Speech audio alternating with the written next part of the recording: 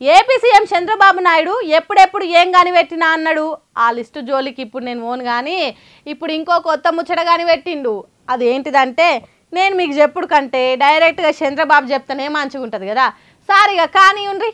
Be our advisor for tourism. You will be the best brand manager, promoter for Andhra Pradesh. I will be very happy. ఇన్నరా AP టూరిజాన్ని develop చేసేదానికి రామ్దేవ్ బాబాను మించిన వాళ్ళు ఇంకెవ్వలేరట. ఆ ముచ్చట బాబు గారు చెప్పగానే రామ్దేవ్ బాబా చేతులు జోడించి మొక్కుకుంటా నవ్వుకుంటా లేచిండు. మరి ఆంధ్రప్రదేశ్ టూరిజం గురించి అంత బాగా బాబాకి ఏం తెలుసు, దాని దేశం మొత్తానికి భారీ ప్రచారం కల్పిస్తాడని బాబు గారికి ఏం తెలుసు, ఏపీ టూరిజాన్ని ఎలుగేతట్టు చేసేటానికి ఇంకొకరు ఎందుకు లేరు అనేది మనకు తెలియదు. కానీ ఏపీని పైకి ఎత్తి పెట్టేటానికి బాబానే బాహుబలి అయినట్టు చెప్పిండు బాబు. చూడుండ్రి, ఒకలంటే ఇంకొకరికి ఎంత గౌరవమో ఎంత మర్యాదో. ఈ బాబు బాబా బంధం ఇంతకు ముందున్నదో లేకుంటే బీజేపీ పార్టీతోని కలిసి నడుస్తున్నందుకే పుట్టిందో తెలియదు. కానీ A1 సిమెంట్ వేసి కట్టిన పిల్లర్ తిరగనే గట్టి అనుబంధమే ఉన్నది వీళ్ళ నడుమ. బాబు గారు బాబా గారి గురించి మాట్లాడుకుంటా ఇంకేమన్నాడో ఈనుండ్రి. So many celebrities are there. True celebrity is Baba Ramdev Guruji. I am very happy. ఇన్నరా, ఎంతో మంది సెలబ్రిటీలు ఉన్నారు కానీ నిజమైన సెలబ్రిటీ బాబా రామ్దేవేనట. మరి అది ఎట్లనో చెప్పలేదు బాబు గారు.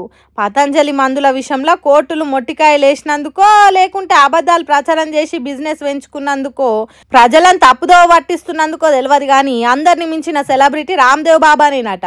ఇంతకు ముందు సెల్ ఫోన్ టార్చ్ లైట్ బాబు గారు కనిపెట్టినట్టు, కంప్యూటర్ ని కనిపెట్టినట్టు, థాపకు హైదరాబాద్ ను తానే డెవలప్ చేసినట్టు చెప్తాడు కదా. ఈ ముచ్చట కూడా అసొంటిదే అని అంటుర్రు. బాబు మాటలు విన్న కొంతమంది బాబా గురించి తెలిసిన భారతీయులు. ఇప్పుడున్న దునియాల సిబిల్ స్కోర్ ఎంత ముఖ్యమో తెలిసిందేనా. ఏమన్నా లోన్లు రావాలనంటే సిబిల్ మంచిగా ఉంటేనే అంతంత మాత్రంగా తిప్పి ఇస్తారు లోను. ఇక అది లేకుంటే లోన్లు ఇసంత కూడా రావు. ఇన్నొద్దులు సిబిల్ ఇందుకే పని చేస్తా అనుకున్నా కానీ సిబిల్ స్కోర్ లేకపోతే ఇట్లా కొలువు నడుమిట్లనే ఆగం చేసుడు ఇప్పుడే వింటున్నా. అదేందో మీరు కూడా చూసేది. ప్రజెంట్ ఉన్న బిజీ లైఫ్లా జాబ్ ఎంత ఇంపార్టెంటో సిబిల్ స్కోర్ అంతకంటే ఎక్కువనే ఇంపార్టెంట్ అన్నట్టు తయారైంది కథ. మనం అప్పులల్లున్నా ఇల్లు, కారో, బండో ఇంకేదన్నా కొనాలన్నా లోన్కి అప్లికబుల్ కావాలి. దానికి సిబిల్ మంచిగా ఉంటేనే లోన్ ఇస్తారు, అంతే కదా. కానీ తమిళనాడులో ఒక ఆయనకు సిబిల్ మంచిగా లేదని సిబిఓ జాబ్ ఇచ్చినట్టే ఇచ్చి మళ్ళీ వెనక గుంజేసుకుంది SBI. ఏంది ఇది, నా డ్యూటీకి సిబిల్కు ఏంది లింకు అని అడిగితే హైకోర్టు కూడా బ్యాంకోలకే మద్దతు పలికిందట. ఎందుకంటే పబ్లిక్ సొమ్మును చూసుకునే బాధ్యత గల డ్యూటీ రావాలంటే ఫస్ట్ నీకు ఆర్థిక క్రమశిక్షణ చాలా అవసరం. అది ఉంటేనే నువ్వు ఆ జాబ్కు అర్హుడివి. నీకు సిబిల్ స్కోరే తక్కువ ఉన్నప్పుడు నువ్వు ఈ జాబ్ ఎట్లా మేనేజ్ చేస్తావు? ఇవన్నీ జాబ్ అప్లికేషన్ అప్పుడే వివరంగా చెప్పిరట కదా బ్యాంకోలు. మరి నువ్వు అది వాటించకుండా జాబ్ ఎట్లా తీసేస్తారని అడిగితే ఏం తరీకా?